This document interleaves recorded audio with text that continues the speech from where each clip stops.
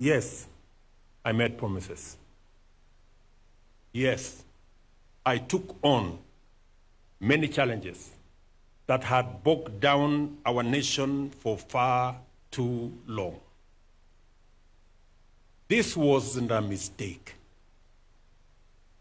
This was deliberate and intentional, so as to match our leadership with our national ambition, to raise the standard, to adjust the bar upwards, and to up our game. As a leadership, we have made peace with mediocrity for far too long. That is why slums became homes, hunger became normal, health became a privilege, and jobs became a status symbol. I promised to change this, and that change is happening. Fellow citizens, we are an ambitious nation and an ambitious people. That is who we are. And leadership must rise up to meet that ambition. That is why I made a solemn and unwavering commitment to lead from the front. The truth is, I had no choice. We could not stand by and watch the country drift. We do not and never have aspired to be average. When we aim for excellence, the bar must be higher. And yes, aiming higher invites scrutiny from critics, suspicion from cynics, and doubt from their cousins, the naysayers. But that is the nature of bold reform. It unsettles the status quo and challenges the comfort of the known and the familiar. The critics may say I am wrong. The cynics may say I am lying. And the naysayers may even say I am mad. But what if they are wrong? And they are. Pause for a moment. What if I am an agent of destiny for the transformation of our nation, whose promise has been delayed for far too long? Pause. Reflect. Think. Give me a chance and judge me fairly when the time comes.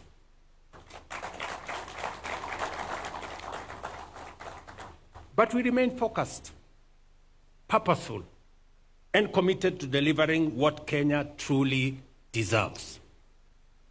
This is neither a gamble nor an experiment. It is a disciplined, determined, focused, and deliberate renewal of our nation's foundation. Even the most hardened, die-in-the-wool doubting Thomases will soon see a country reborn, a Kenya that dared to dream big, push harder, and break free from the chains of mediocrity. To paraphrase the Irish playwright and critic George Bernard Shaw, and I quote, "Some people see things as they are, and they ask why. We dream of things that never were, and ask, why not?"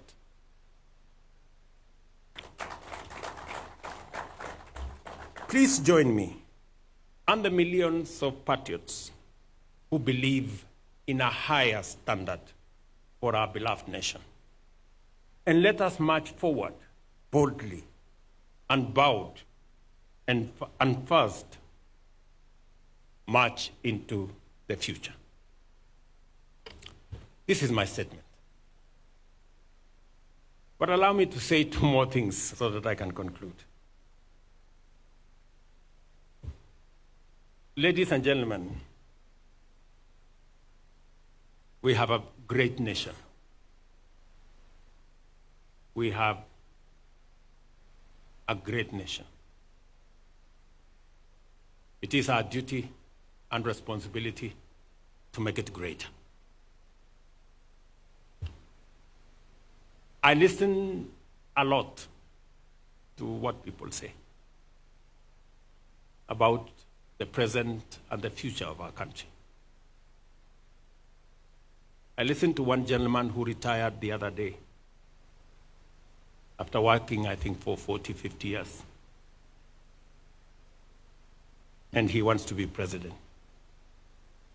And I listened to him say, Kenya is a failed state. And I asked myself, so for 40 years, you have been working in a failed state? So you want to be president of a failed state? Really? You want us to entrust you to the leadership of a country you don't believe in, to a people you don't believe in? And just for the record, companies like Lindsay, Liason, an exchange like Nairobi Stock Exchange, the best listed stock exchange last year in Africa, they don't exist in failed states.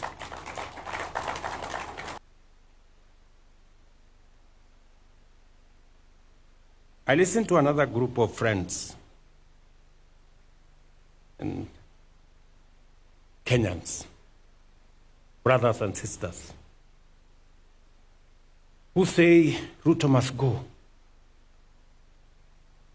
And for sure, just like those who were there before me, my time will come and I will go. Just like those who were there before me did. But respectfully, sirs, madams, let me ask you.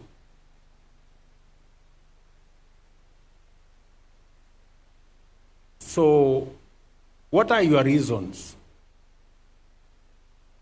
for this Ruto must go?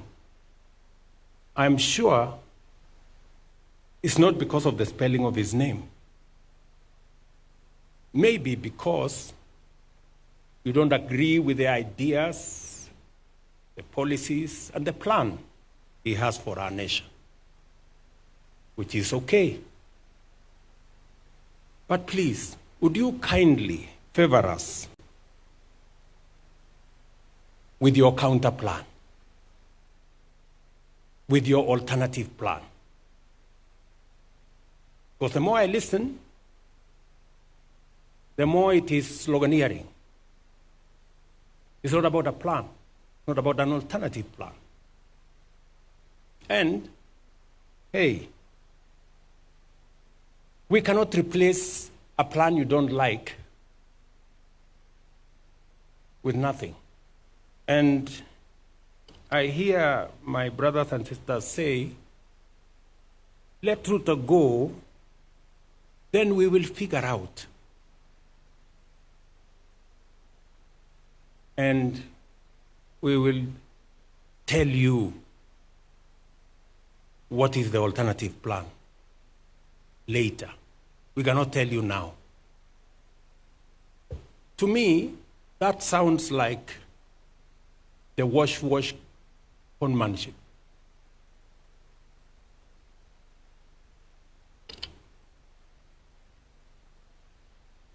Because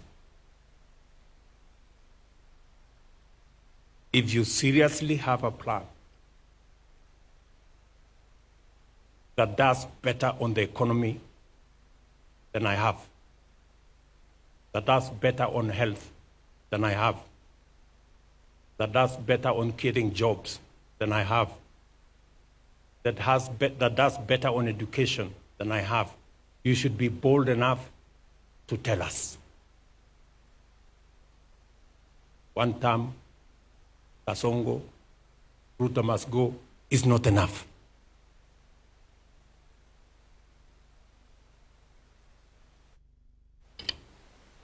And we are going to have a candid conversation. Nobody is going to corner us. Sorry, guys. You have to come up with a better plan. Slongaliering is not enough.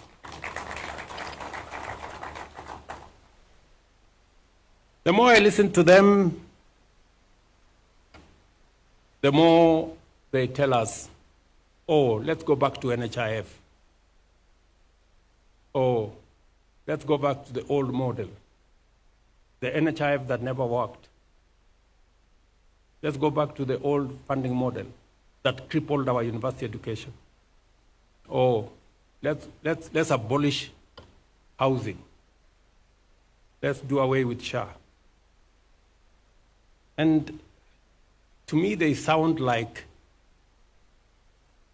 people who are accustomed to the status quo, the usual, the familiar, the no change. Ladies and gentlemen, we have a great nation. It is our duty to make it greater. Thank you very much. God bless you, and I thank you.